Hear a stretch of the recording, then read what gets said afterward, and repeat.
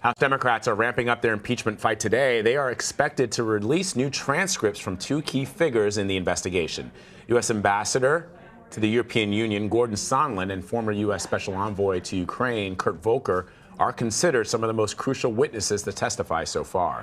They were questioned about President Trump's efforts to pressure Ukraine into investigating Joe Biden, as well as the administration's decision to delay military aid for Ukraine. Now the public will get to read their testimony. Now this comes as lawmakers gear up for more impeachment hearings today. Two more Trump administration officials are scheduled to testify, but it's unclear if they'll actually show up. Nancy Cordes has more. Deranged, hyper-partisan impeachment witch hunt. At a Kentucky rally, President Trump slammed the impeachment inquiry. Senator Rand Paul joined in. We also now know the name of the whistleblower. I say tonight to the media, do your job and print his name. The whistleblower's identity has not been revealed. His or her lawyer said any member of Congress who tries to out the whistleblower is a disgrace. In the crowd, some Trump supporters donned T-shirts that said, "Read the transcript," a reference to the president's July phone call with the Ukrainian president. My phone call was perfecto. Mr. Trump insists the call was perfect. But in newly released testimony, former Ambassador Marie Yovanovitch says she felt threatened when she learned that the president called her bad news and warned she was going to go through some things. This is someone who served the country with distinction for decades. It is someone who also is one of the first witnesses to this irregular back channel that the president established with Rudy Giuliani. Yovanovitch also told lawmakers she was warned by Ukrainian officials last winter to watch her back because the president's personal attorney, Rudy Giuliani, was planning to do things, including to her. She got fired finally. Giuliani apparently viewed Ambassador Yovanovitch as an impediment to his efforts to get Ukraine to investigate President Trump's potential rival, Joe Biden. Do you agree she was smeared? I agree that the president has the ability to name who he wants. And Nancy Cordes is joining us now from Capitol Hill, while Ben Tracy joins us from the White House. So, Nancy, what can we expect from the impeachment transcripts that are set to be released today? Well, these will be very interesting, Vlad, because Volker and Sondland were two of the so-called three amigos, along with Energy Secretary Rick Perry, who, according to all the other witnesses, essentially helped Rudy Giuliani establish this diplomatic back channel to Ukrainian officials, not going through the normal diplomatic channels, but working separately to convince the Ukrainians to do what the president wanted, which was to announce an investigation into Joe Biden and announce an investigation into the origins of 2016 election meddling, which they theorized started in Ukraine, not in Russia, as the entire U.S. intelligence community has determined. And what will be so interesting about their transcripts is really what Sondland in particular has said has been disputed by many of the other witnesses who have testified behind closed doors. He claims, for instance, that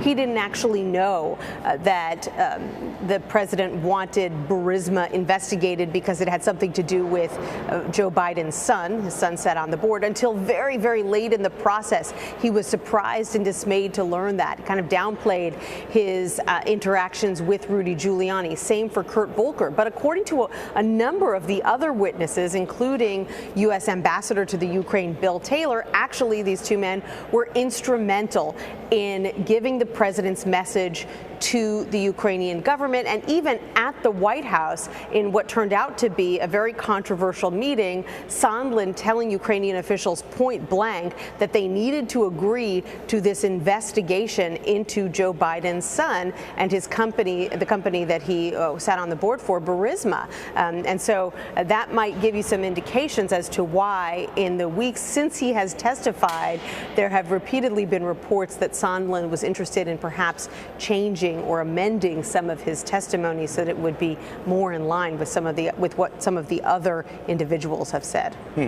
Nancy, before we get to Ben, let me ask you, we've seen national polling show that more and more people are supportive of this impeachment inquiry. I note that at the rally in Kentucky yesterday, the president had some folks in the audience that had T-shirts that said, "Read the transcript." Is the goal for Democrats similar? In other words, releasing these transcripts to the public so that they can see and read what they have been hearing in testimony to continue to make the case as to why this impeachment inquiry should move forward?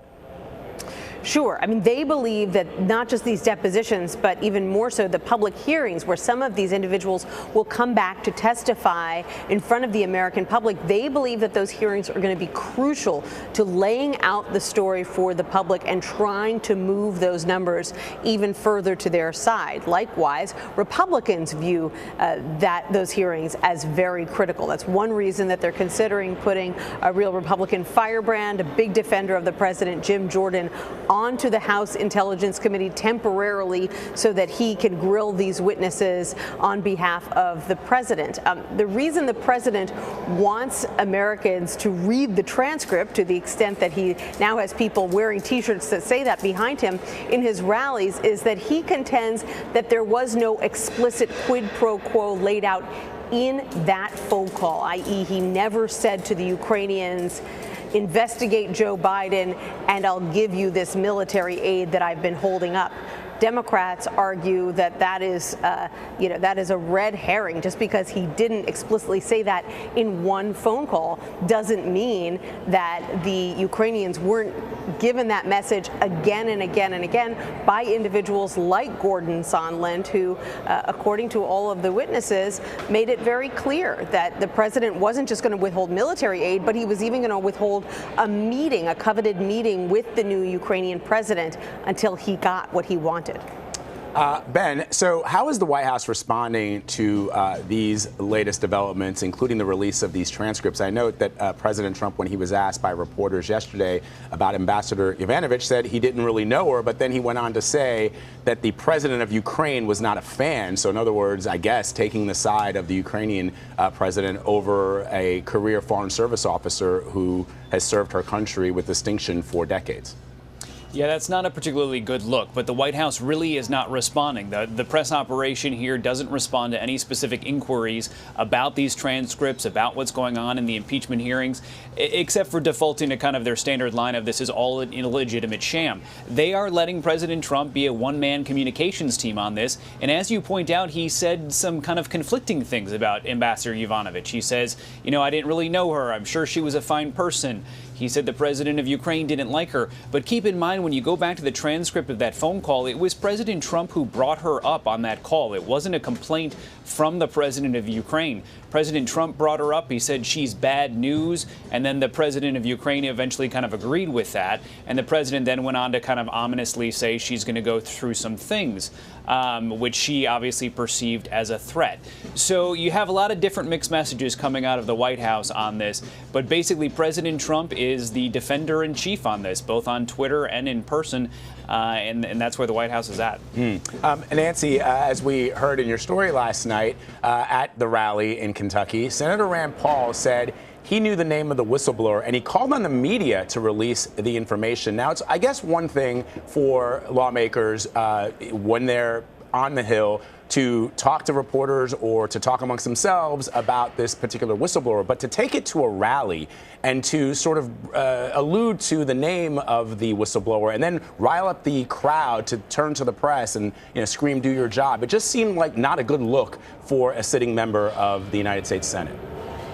Right. And the problem for Republicans like Rand Paul is that it has been difficult to defend the president on the substance here because all of the witnesses are in general agreement about what happened here and the fact that there was a quid pro quo. So instead, what some Republicans have resorted to doing is to creating some kind of cloud of suspicion around this whistleblower who has not testified and implying that A, there's something nefarious about that, and B, that this this whistleblower had some kind of political bias and that therefore this whole investigation is tainted and hopelessly political. But the reality is that everything that this whistleblower has said has been confirmed by individuals who were actually there, who were actually at these meetings, who were actually on the phone call. So the whistleblower's initial reports at this point are somewhat irrelevant. Republicans know that, but a few of them have been hammering away at this point anyway,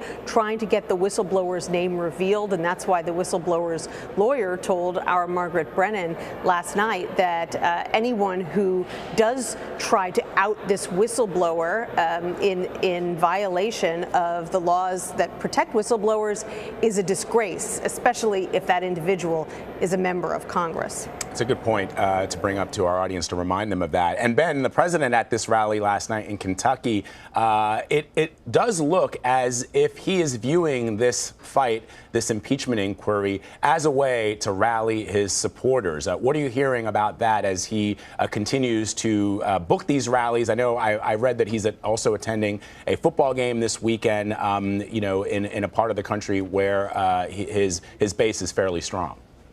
Yeah, it's something the president is now bringing up a lot. He had the Washington Nationals, the World Series champions, here at the White House yesterday, and he brought it up during his remarks about that. So impeachment is clearly on his mind. It's no secret the president likes a fight, and he likes to have an opponent that he can define on his terms. He has verbalized that he has been frustrated with the sheer amount of Democrats that he's running against, and what impeachment has given him and what the whistleblower has given him is somebody to really run against and to talk about at these rallies.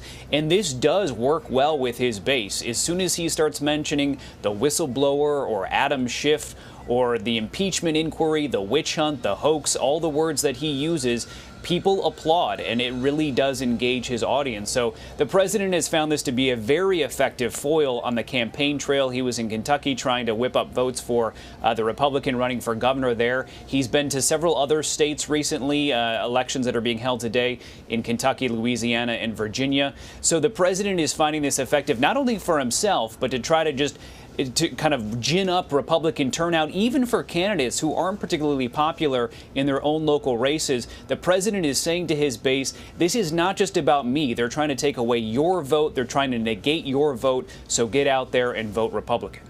And finally, Nancy, Rudy Giuliani's associate, Lev Parnas, is now willing to cooperate with Democrats. He's accused, of course, of helping Rudy Giuliani pressure Ukraine into investigating President Trump's political rival, Joe Biden. So why is this so significant?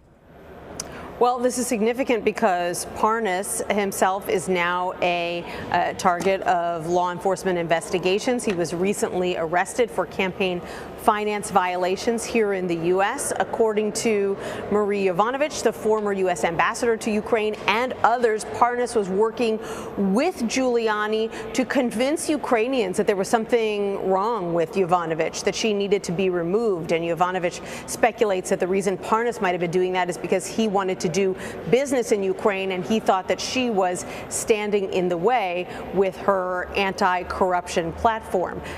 Beyond that, one of the central mysteries of this case has always been, for Democrats, who was paying Rudy Giuliani to go to Ukraine and pressure the Ukrainians on the president's behalf. He hasn't officially said the president was paying him. If it wasn't the president, who was? Well, Parnas, who was a business associate of Giuliani's, they were planning both to fly to Vienna the night that Parnas got arrested.